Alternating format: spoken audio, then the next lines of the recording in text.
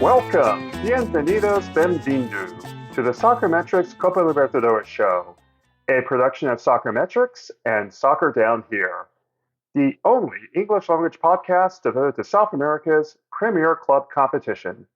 I'm your host, Howard Hamilton, the founder of Soccermetrics. Three teams have confirmed their place in the knockout round of the 2024 Copa Libertadores. And as we start Matchday 5, we should see the majority of the final 16 get filled. Several sides are on the precipice of either advancement or an exit. But in a couple of groups, the drama is certain to remain until decision week in 2 weeks. In this episode, I'll go through the matches that will be played this week. But first, let's start with news from Libertadores. And we start with news item number 1, rescheduling Gremio's Libertadores matches. On Sunday, Conmebol announced that Gremio's matches in the Copa Libertadores will be rescheduled to the first week in June. The Matchday 4 encounter at Huachipato will take place on June 4, and the match at home to Estudiantes de La Plata for the 5th matchday will happen on June 8. The Matchday 6 home match versus the strongest will take place at the originally scheduled date, May 29. As you know, this reshuffling is in response to the continuing disastrous floods in the southern Brazilian state of Rio Grande do Sul. Weeks of torrential rain have caused rivers in the state to rise well above flood stage. Cities throughout the state, including Porto Alegre, have seen streets and homes inundated, and at this time, over 150 people have lost their lives. The international airport at Porto Alegre has been so badly flooded that no operations will happen until the end of the month.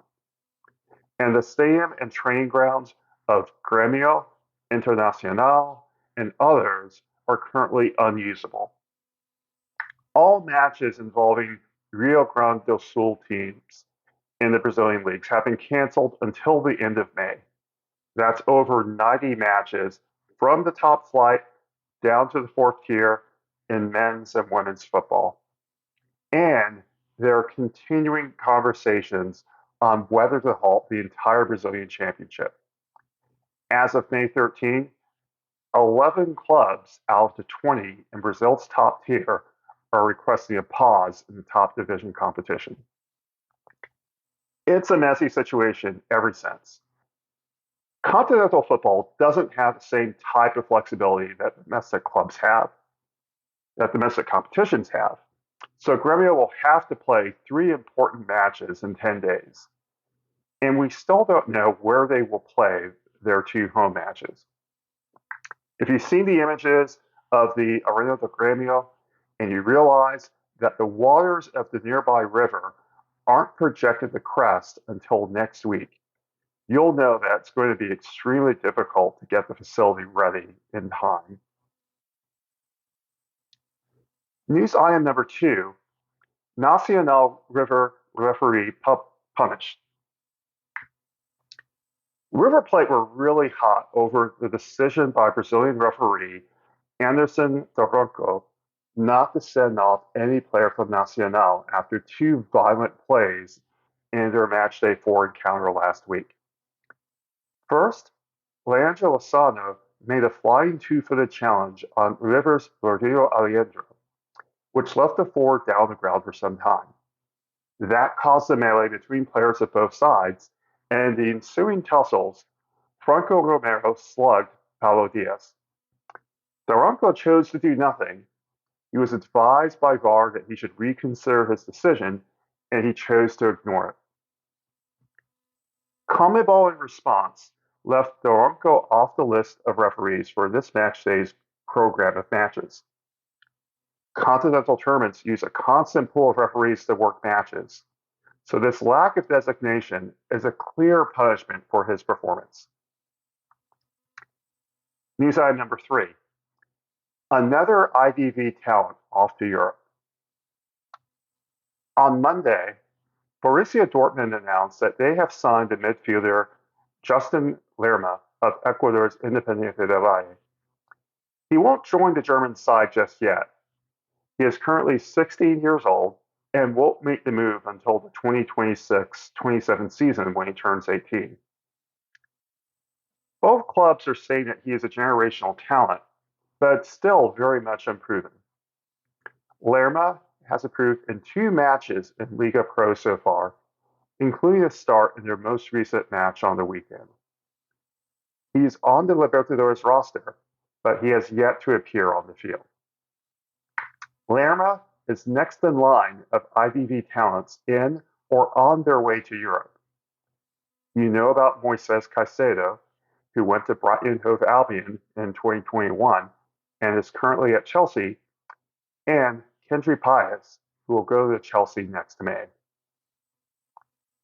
And finally, news item number 4, James Rodriguez decision. Sao Paulo's James Rodriguez announced on social media that he will make an announcement on May 15 about his future. His message on Instagram said, quote, "It's time to tell you all this news. It hasn't been an easy path, this work of the last 2 years, but I'm ready to start this new chapter," end quote. So that could be a lot of things. James Rodriguez today is very different from the James Rodriguez that burst onto the scene in the 2014 World Cup. He has played a grand total of 8 matches for O Tricolor this year. And not only is he not starting, he's not even making it to the substitutes bench. He wants to play in Copa America for Colombia. He plays a lot better for the national team than for a club side these days. But what will be his next move? Well, we'll find out in a couple of days. That's the end of part 1 of the Soccermetrics Copa Libertadores show. In part 2, a preview of Matchday 5 of the group stage.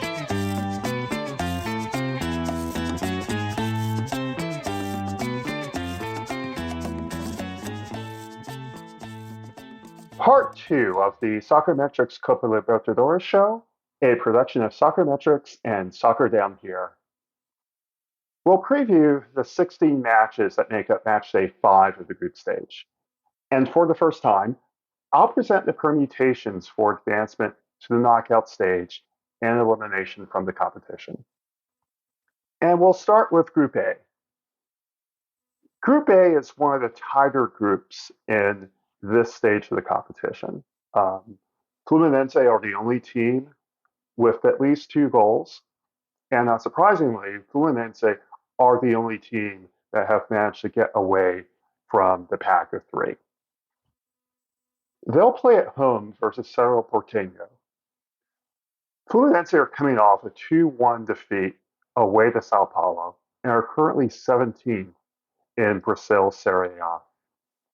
Cerro Porteño, for their part, drew 1-1 at home to Olimpia and currently lie in 2nd in Paraguay's Primera División.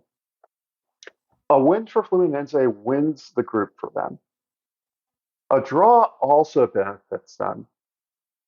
But if Cerro Porteño win, both teams will advance if the other match ends in a draw. I see Fluminense as more likely to come out the victors in this match than Cerro Porteño, who will have a really difficult time at the Maracanã. The other match features Alianza Lima versus Colo-Colo. Colo-Colo won 4-1 on the weekend at Audax Italiano and are in 6th place in the Chilean Primera División. Alianza won 2-0 at Sport Huancayo and are 4th place in Peru's Liga Una. A win for Alianza guarantees them at least a place in the Copa Sudamericana knockout stage. If Colo-Colo win, Alianza are confirmed to be 4th in the group, while the Chilean side remain in contention. If the match ends in a draw, both teams will be eliminated from Libertadores if Cerro Porteño happens to win at the Maracanã. This match is essentially a final for both teams, and the Alianza Lima manager has just all but confirmed that fact. Alianza have a really daunting task ahead of them, even though they're playing at home. They haven't won at home in the Libertadores in 12 years, and their home record versus Chilean teams over 9 matches is 4 wins, 1 draw, and 6 defeats. In Group B, there are 2 questions. One, who will win the group? And 2, who will get third place? Sao Paulo play Barcelona in one of the 2 Group B matches. Sao Paulo are coming off a 2-1 defeat of Fluminense at home and are in 5th place in the Brasileirão, while Barcelona drew 1-1 at home to Alcas and are 4th in Ecuador's Liga Pro. Barcelona are out of contention for the knockout stage, and Sao Paulo are playing for first place in the group. In the other match, Talleres de Córdoba hosts Cobrasal. Talleres won 3-1 at home to Independiente in the first week of Argentina's league competition. Cobrasal drew 3-3 to Everton and are in 13th place in the Liga Chile competition. A combination of a Barcelona win and a Cobrasal loss mean that Barcelona will be confirmed as 3rd place and will advance to the Copa Sudamericana competition, while Talleres will finish in 1st place in the group. And that is what I see to be most likely from these 2 group stage matches. In Group C, everything is unsettled because of the events in Rio Grande do Sul. The match between Grêmio and Estudiantes de La Plata has been postponed, and the only match in the group is Bolivia's The Strongest hosting Huachipato. Huachipato drew 2-2 at home to Unión Española on the weekend and are in 11th place in the Liga Chile, while The Strongest won 2-1 at home to Nacional Potosí and are at the end of the first weekend in Bolivia's Torneo Clausura. I think a draw is more likely than any other result. I find it very interesting that The Strongest are seen as a strong favorite by the betting houses. I don't believe that makes a lot of sense. Strongest have the highest expected goals against in the group, but have allowed only 2 goals in the group stage. While Huachipato have allowed the fewest chances per 90 minutes, and Huachipato were in first place up until the last match day. The Strongest took over. I still believe that a draw is the more likely outcome than not. In Group D, Liga de Quito hosts Junior in a match involving 2 teams that are very closely matched in ability and are closely matched in the table. Junior drew 0-0 at home to Bucaramanga and are in first place in their playoff group in Colombia. Liga de Quito drew 2-2 at home to Emelec, are in third place in the Ecuadorian Liga Pro competition. Either team could be anywhere on the table at the conclusion of this match. Junior could be in first place with a win, but they could end up in 4th with a loss. They haven't been to the group stage since 2011. They really want to advance out of this group this time. And they're likely to play the same team from the match at Alianza that ended in a draw. Liga de Quito, for their part, will be without the presence of Oscar Zambrano due to a doping suspension. That's a long-term suspension. Or Sebastian Gonzalez due to injury.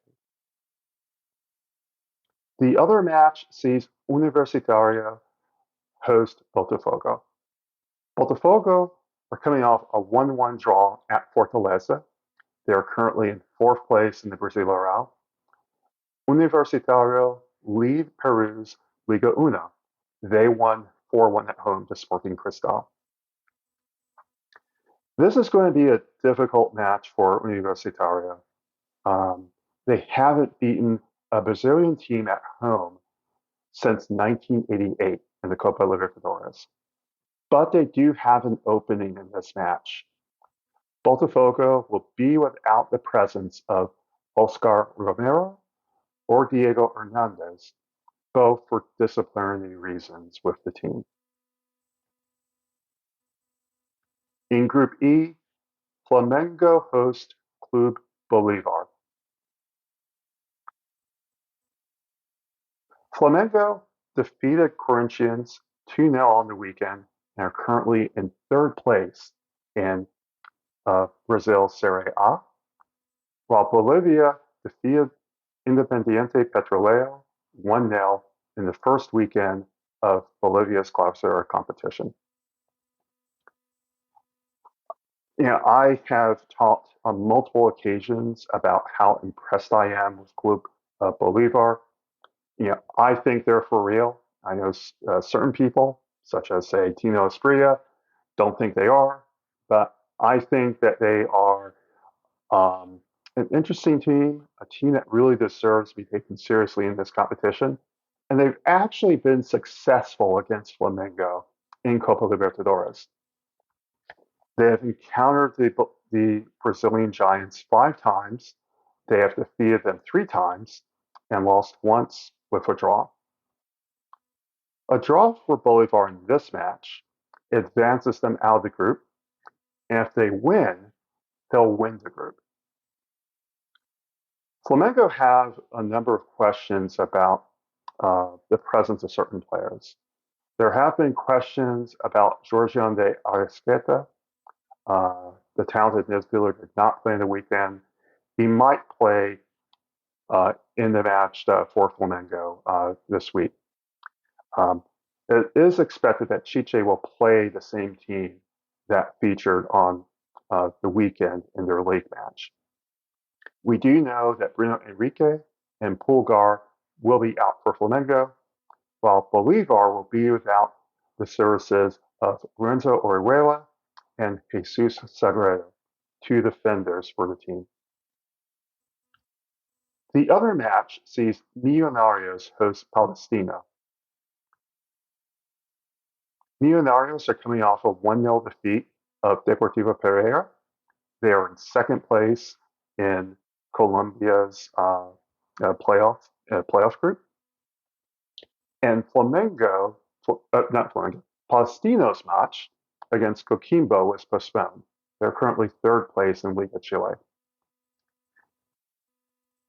Millonarios have a number of issues right now. One of their primary issues, in addition to results, is that they're not playing attractive football at the moment. And they're one of the few teams in this group stage, Barcelona being the other, whose goals allowed exceed their expected goals allowed. That's not a good situation to be in. And Millonarios will be without the services of Santiago Jordana or Leo Castro. Millonarios are seen as a favorite, but I think Palestino have a chance to steal points in Bogota. Now Group F. Group F sees Palmeiras host Independiente del Valle. Palmeiras are currently 9th in the Brasileirão, and they lost 2-0 at home to Atlético Paranaense. IDV won 2-1 at El Nacional and are in first in Ecuador's Liga Pro.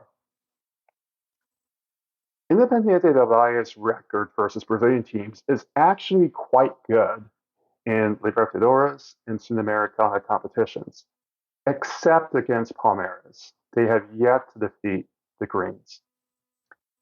Palmeiras need a point for first place in the group. Independiente del Valle will be without Junior Sornosa for sure, and they may be without Lautaro Diaz. The other match in Group F sees San Lorenzo host Liverpool de Montevideo. Liverpool defeated Cerro Largo 2-1 at home and are in seventh in Uruguay's league competition. San Lorenzo lost 1-0 away to Deportivo Riestra in the first weekend of Argentina's league competition. San Lorenzo's win versus IDV really recharged their chances and was a big boost after the gut punch of a loss against Liverpool in the reverse fixture. Neither team is very strong going forward, to be honest, but Liverpool have the weaker defense.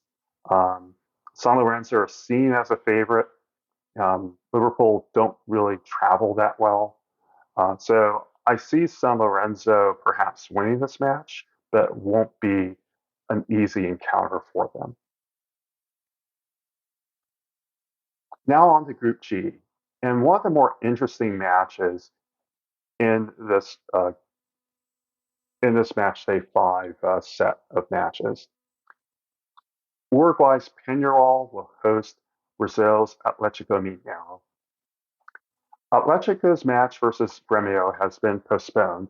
They're currently seventh in the Brasileirão. Peñarol are the league leaders in Uruguay, and they won 1-0 at home to Santiago Wanderers, to Wanderers of Montevideo. Peñarol have a long injury list. They'll be without Guillermo de Amores, Javier Mendez, Camilo Mayada, Javier Cabrera. Atletico, for their part, need only a point to guarantee first in the group. The other match sees Rosario Central host Caracas. This is the second of the Rosario home matches in which they have one of their stands closed off because of incidents that happened in that first home match against Peñarol. Central lost 3-2 away to Argentinos in the first weekend of Argentina's league competition.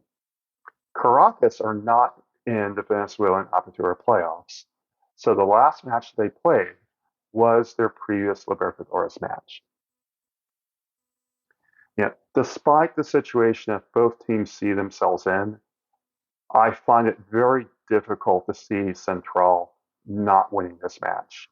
And as I've said at previous occasions, points dropped to Venezuelan teams are missed opportunities in the group stage.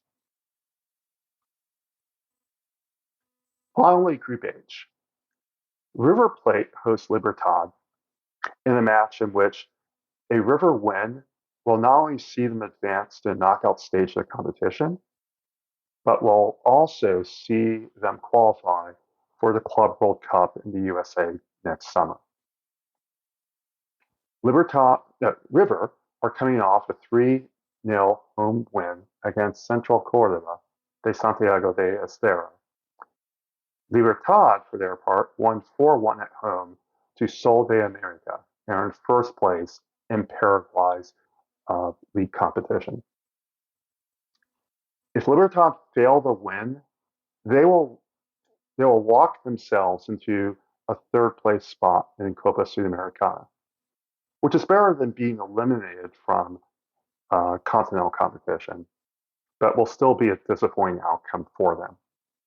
I do think that it is the more likely outcome, or most likely outcome, despite the injuries that River are dealing with. They'll be without Manuel Mancini or Daniel Zavala, but I still expect River to win this match. The other Group H encounter is Deportivo Táchira hosting Nacional. Nacional lost 4-1 at home to Phoenix and are in second place in Uruguay's Apertura competition, while Táchira failed to qualify for the Venezuelan Apertura playoffs, so their last match was their most recent Libertadores match. Nacional had an extremely long and extremely expensive trip to Venezuela, a 10-hour trip that included a charter flight and a 40-kilometer bus ride. Nacional will guarantee a place in the knockout stage with a win. Táchira are all but playing out the string in these last two Libertadores matches. And again, points dropped to Venezuelan teams are bad points to drop. That wraps up this preview of the fifth match day of the Copa Libertadores group stage. A reminder that you can stream every match of the tournament on Fanatiz or Fubo Sports. And if you prefer to listen to radio broadcasts in Spanish or Portuguese, many clubs and affiliate radio stations stream their broadcasts online or on YouTube. There are plenty of options to experience the Libertadores with your eyes and your ears. If you want to follow me and send a comment or question, my Twitter or X handle is @Soccermetrics. You can also send questions or comments to @SoccerDownHere or to Jason Longshore @Longshoe. We will answer your questions about the tournament in a future episode, and we do appreciate your comments as we strive to make this show better. I'll be back late on Thursday to recap Matchday 5 of the Copa Libertadores group stage. This has been the Soccermetrics Copa Libertadores show, a production of Soccermetrics and Soccer Down Here. See you later. Hasta luego. Hasta más.